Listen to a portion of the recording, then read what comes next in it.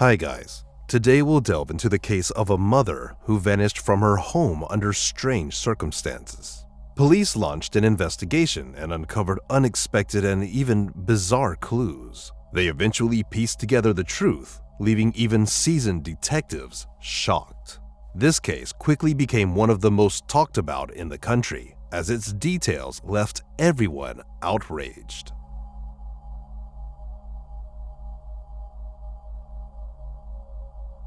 Tara Lynn Grant was born on June 22, 1972, in Michigan. She spent most of her childhood on a farm with her parents and sister. Tara loved being outdoors, riding horses, and helping her parents with other animals on the farm. In school, Tara was very active in sports. She was on the cheerleading and basketball teams, and also played in the school band. After high school, Tara attended the University of Michigan, where she met a guy named Steven. They started dating and got married soon after her graduation. Tara, who earned a business degree, got a job at a large international company. Steven, on the other hand, planned to go into politics. He had been an assistant to a state senator during his time in university, but when the senator retired, Steven was left without a job. So, he started working at a small tool-making shop owned by his father. 4 years after their wedding, the couple had a daughter, and a few years later, a son.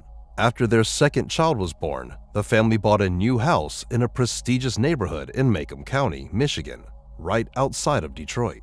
By then, Tara had made significant progress in her career, but it came with its drawbacks. She had to travel a lot for work, often flying to different states and countries, which meant she could only spend weekends at home with her family. Because of this, Steven took on most of the childcare responsibilities. His job at his father's company allowed him a flexible schedule, so he could spend more time with the kids. But it was still challenging for him to juggle work and childcare, so they decided to hire a full-time nanny. There is a special program that helps families find a nanny from another country who would live with them full-time and take care of the children.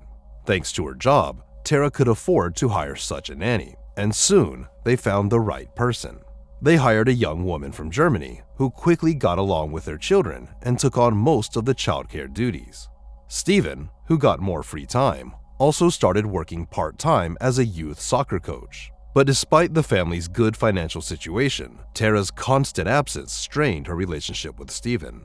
She was only home on weekends, and they began arguing more frequently because of it. Tara hoped that after her next promotion, she could adjust her schedule to spend more time at home. But until then, she was away on business trips almost every day. This went on until February 14, 2007, when something unexpected happened. On Valentine's Day, Steven called the police and told them that Tara had been out of touch for 5 days, which was quite unusual. He explained that on the evening of February 9th, Tara returned from a business trip and told him she had to leave a day earlier this time, spending just 1 day with the family. This led to another argument between them, and Tara started packing her suitcase. A few minutes later, Steven heard her talking on the phone, saying, "I'll be waiting at the end of the street," before she left the house and got into some dark-colored car. Since then, Tara hadn't been in touch and didn't answer any of his calls. The police's first question was why Steven waited 5 days before reporting her disappearance. But Steven said he initially didn't see any cause for concern. He thought Tara just went on her business trip early and wasn't answering his calls because of the argument. However, over the next few days, he started to worry because she hadn't been in touch for so long. Normally, when she was away, she'd call the kids, who were only 3 and 7 years old, but not this time. On Monday, Tara's boss called him and said she hadn't shown up for a meeting. This was also very odd and meant she hadn't gone to work.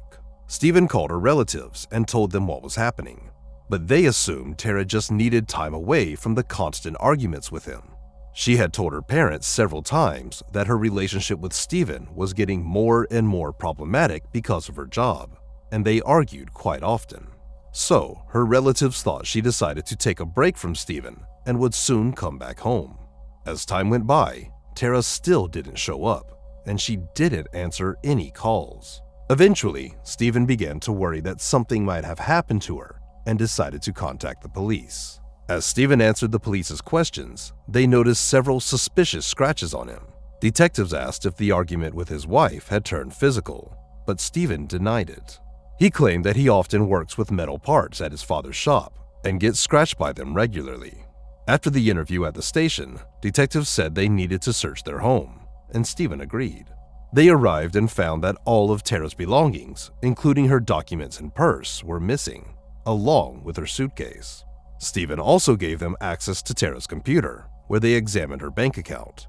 There were no transactions since the day of her disappearance, which seemed odd.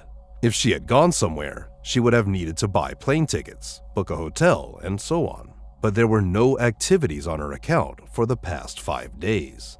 During the search of the house, detectives found no clues that could shed light on Tara's disappearance. There was no indication that she could have been the victim of any crime, so they were left trying to trace her movements since February 9th. The local police department had little experience investigating such cases because the area was considered one of the safest in the country. Most of the time, they dealt with minor neighbor disputes and other non-violent incidents. They asked Stephen to undergo a polygraph test, but he was outraged by the fact that the police considered his involvement. He said he would never harm his wife and began to cry. The police left his house and began to consider their next steps. But the following morning, Stephen suddenly called them and said he was ready for the interrogation. However, just a few moments later, his lawyer contacted the detectives and told them that he had advised his client against it. The police obviously considered Stephen as the person of interest, as he was Tara's husband. Besides being standard practice in such cases, they simply couldn't find any other leads. Tara's relatives, friends, and colleagues all said they hadn't heard from her since February 9th and had no idea where she could be. There was no activity on her bank account either, although she would have clearly needed to make some purchases. Detectives began to think how they can interrogate Stephen and quickly found something interesting. His driver's license had been revoked, but he continued to drive his car. So, officers waited for him to get behind the wheel and arrested him. But he once again felt like the police were treating him as a suspect and refused to talk to them. His lawyer quickly bailed him out, and Stephen returned home. The police continued to search for clues and requested Tara's mobile phone records. Her last call was made on the day of her disappearance. She called Stephen from the airport and said she would be home soon. After that, she received numerous calls from Stephen, but they all went to voicemail. Detectives listened to these recordings. Stephen repeatedly asked her to answer or call back and accused her of neglecting their children. He also pleaded with her to come home for their sake. The phone itself was turned off, and based on data from the cell phone carrier, the last time it connected to cell towers was in the vicinity of Tara's house on the evening of her disappearance. Interestingly, the police found no incoming calls during that period. And as we recall, Stephen mentioned that someone called Tara before she left the house and said she would be waiting on the street. But despite this, from Stephen's voicemail recordings, detectives got a feeling that he genuinely worried about his wife and was angry with her for leaving their children. Although they didn't rush to rule him out as a suspect, but they couldn't find any new leads either.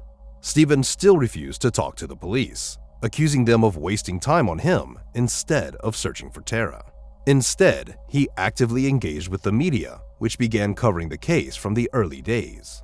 Tara's mysterious disappearance quickly drew widespread public attention, and Stephen appeared in front of cameras almost every day, pleading for her to come home. When information about the case reached the company through which Stephen and Tara hired the nanny, they decided to send her back to Germany. Before leaving, she gave a statement to the police and spoke positively about her time in their home. She also mentioned that on the evening Tara came home, she was at a bar with friends. When she returned home, she saw Stephen, who seemed upset and told her that Tara had just left the house. Despite Stephen's refusal to cooperate with the police, he hired a private detective, a former FBI agent, who conducted his own investigation, but also failed to find Tara. With no leads on their hands, the police decided to try a different approach. They contacted the company through which Tara and Stephen found the nanny, and here they found something interesting. Before hiring the woman from Germany, they had a total of 6 nannies, but none of them stayed in the job for long. Detectives spoke to them, and almost all said that Stephen's behavior seemed not only strange, but also frightening to them. According to their accounts, he rummaged through their belongings, asked intimate questions, and often yelled at them, treating them as if they were supposed to follow his commands. The police then wondered why the last nanny from Germany portrayed her time with the family in a completely different light, with only positive words about Stephen. They secured permission to monitor her emails and phone, leading to an unexpected revelation. Detectives uncovered messages between her and Stephen, revealing they had been having an affair. It emerged that the 19-year-old had been involved in an intimate relationship with him during Tara's business trips, which persisted until she was forced to leave the country.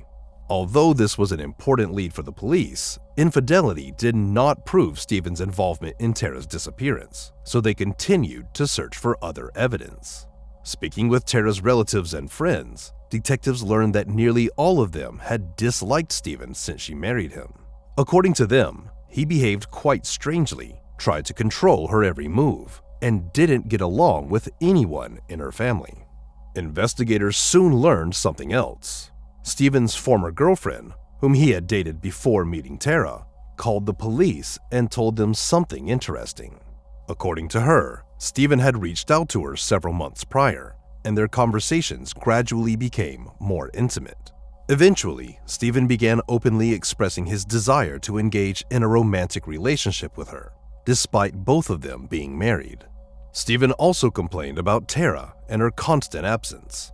According to him, he suspected her of cheating on him with her boss. He even admitted to installing special software on her computer, which he used to read her messages, but found no evidence to confirm his suspicions. All of this made the police even more inclined to consider the husband's possible involvement in Tara's disappearance, but they still needed some evidence. When several weeks had passed since her disappearance, they began to consider the possibility that she might no longer be alive and launched extensive searches for her body. They enlisted volunteers and began searching the area within a radius of several miles from Tara's home, as well as a large park nearby. The search went on for several days, but it yielded no results. This continued until February 28th, when a local resident called the police.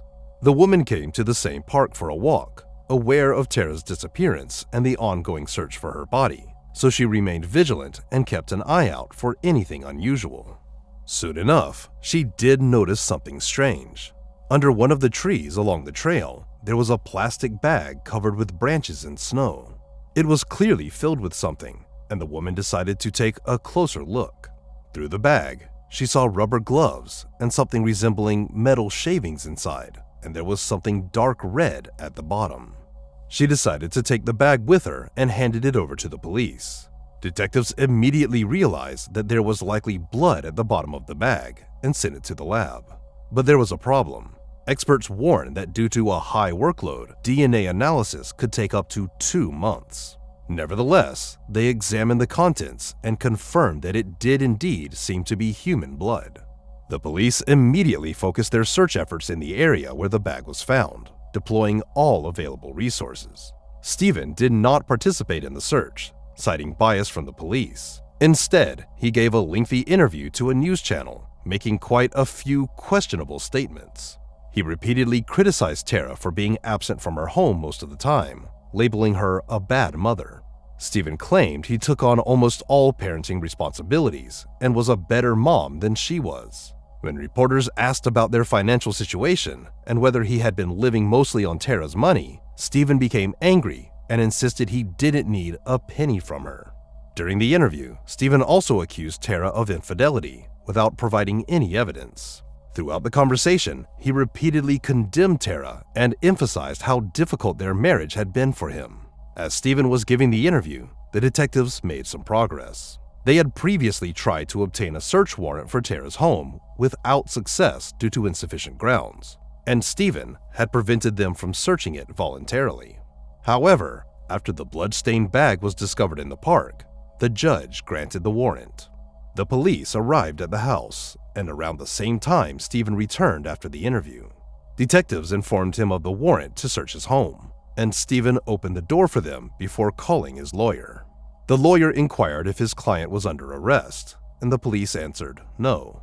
Stephen then said he would take his dog for a walk, fetched it from the house, and left, while the police began the search. They went through room by room, eventually reaching the garage. There, one of the detectives noticed a large green container with several plastic bags inside. Slitting one open, they found an unknown substance, along with what appeared to be women's clothing. Opening another bag, the officer realized with horror that it likely contained human remains. In total, there were 5 bags in the container, and the detectives quickly confirmed that they indeed contained the remains of a woman. The police realized that they had found Tara's body, and Stephen must be her murderer. However, Stephen had not returned, so the police immediately began searching for him. They feared he might flee or harm someone else, knowing he was likely going to prison anyway. Meanwhile, officers called in reinforcements for the park search, as only a portion of Tara's remains were found in the garage. Over 100 officers from neighboring districts were dispatched to assist, and their efforts quickly paid off. Several hundred yards from where the bag was discovered, they found another part of the body, and later, they found the head. Due to the cold temperatures, the remains were well preserved, allowing detectives to confirm they belonged to Tara. They found several more body parts, and as night fell, the search was suspended until morning. All this time, detectives also tried to locate Stephen, but to no avail. They reached out to his friends, and one of them revealed that Stephen had called him, informing about the search at his house, and asked to pick him up from the street. Stephen's friend drove there and took him to his home.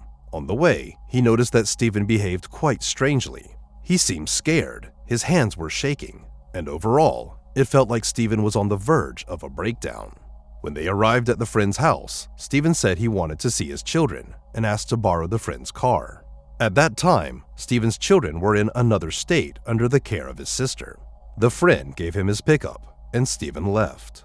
The police requested information about his phone and credit cards, allowing them to quickly determine his route. They saw that Stephen withdrew money several times on the way to the neighboring state and called his sister. So the police realized he was heading to his children and immediately set off in that direction. Then, something unexpected happened. The police received a call from Germany, from the very nanny with whom Stephen had had a romantic relationship. She told him that Stephen had just called her and confessed to killing Tara.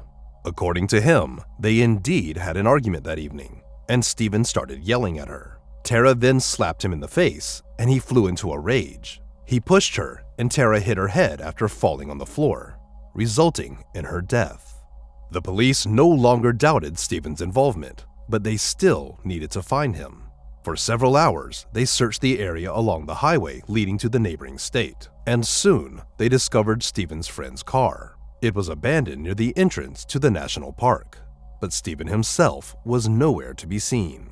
The police headed to the park, and several hours later, thanks to thermal cameras, they finally found him. Stephen was lying under a tree, wearing only light clothing, and the officers realized he was on the brink of death from hypothermia.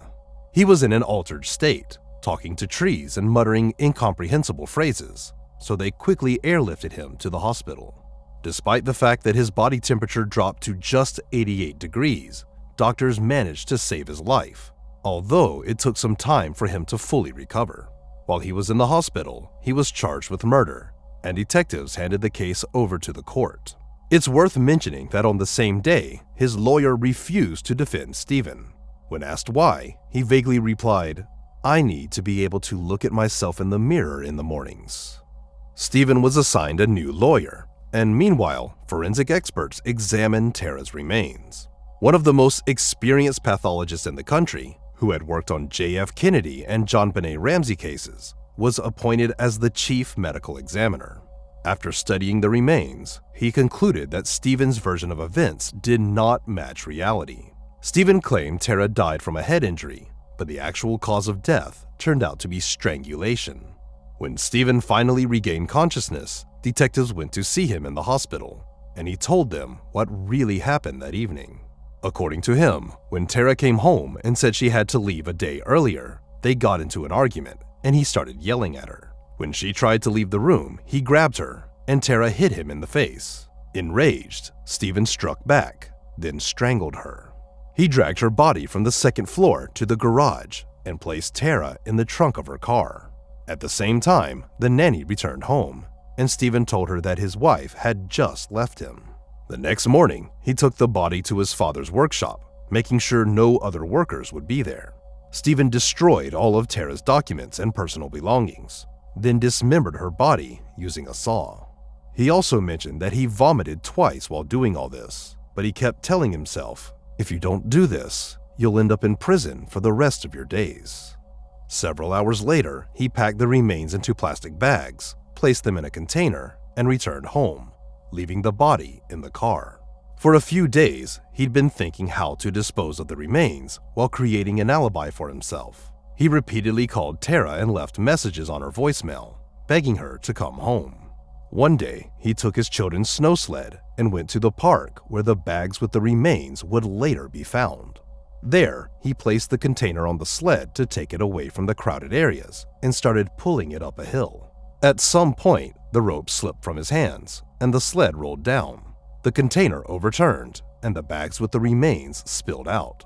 Stephen picked them up, put the container back on the sled, and after a while buried the bags under the snow in remote areas before returning home. Several days later, when the police began searching for Tara, detectives announced they were starting a search operation in the park. Stephen panicked. He remembered that one of the bags, the largest one, was hidden quite poorly, so he feared it would be found pretty quick. So, he walked to the park, took a few bags, slung them over his shoulder, and carried it to his father's workshop, leaving it right on the roof. The day before his interview, he took the container from home, went to the workshop, retrieved the bags, and brought them back to his garage. To his surprise, the next day, the police obtained a search warrant for the house, where they found these bags in the container. After that, Stephen confessed that when his guilt became apparent, he had not planned to surrender alive. However, he couldn't carry out his plan and survived despite almost freezing to death. Throughout the conversation with the police, Stephen showed no signs of remorse. On the contrary, he often smiled and joked, even when describing how he disposed of the body. While Stephen awaited trial in prison, his children continued living with his sister. However, Tara's family wasn't happy with this arrangement. Stephen's sister continued to communicate with him, feeling sorry for him, and even joked about Tara's murder. Eventually, Tara's relatives succeeded in having the children stay with Tara's sister, but Stephen's family still had the right to see them. The trial began in November 2007, and Stephen didn't deny his guilt. Nevertheless, his new lawyer tried to argue for a lighter sentence, explaining that Stephen committed the crime after many years of marital problems caused by his wife's frequent absence. During the trial, it also emerged that Stephen lied about Tara's plans to leave a day earlier. Her boss said Tara had no additional meetings scheduled and was supposed to start her work at the usual time. Tara's sister, who spoke with her shortly before the murder, confirmed this. At that time, Tara told her she would be home all weekend, as usual. There was also no evidence to support the claim that Tara was cheating on her husband. Her boss said their relationship was purely professional, and it was confirmed by their email letters and texts. Even Stephen himself admitted that he didn't actually believe it. The prosecution failed to prove that Stephen had planned the murder in advance. Apparently, he committed the crime in a fit of rage, which could have led to charges of second-degree murder rather than first-degree. On December 21, 2007, the jury unanimously found Stephen guilty, and he was sentenced to a minimum of 50 years in prison.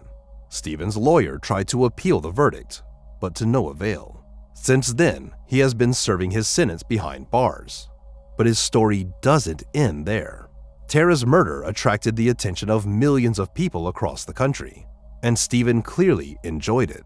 While in prison, he began writing a book and planned to release it with the help of his sister.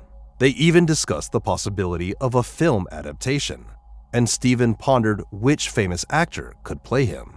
In 2008, something else came to light. Stephen's children told their aunt that they actually saw their father killing their mother. On that fateful evening, they came out of their room after hearing screams and witnessed the entire ordeal. When this information appeared in the media, Stephen's relatives accused the children of lying and continued to defend him. Also in the same year, it became known that Stephen's father, who unlike other relatives didn't support him, could not live with what his son had done, and his body was found in his own home. As of now, Stephen remains behind bars, and he will only be eligible for parole in 2058. Every year, Tara's relatives and friends host a marathon along the route in the park where she used to jog frequently, and her children are always among the participants. Despite their father's actions, they have found the strength to move forward and honor their mother's memory. Share your thoughts on this story in the comments section, and don't forget to press the like button if you enjoyed my video. Thank you for watching.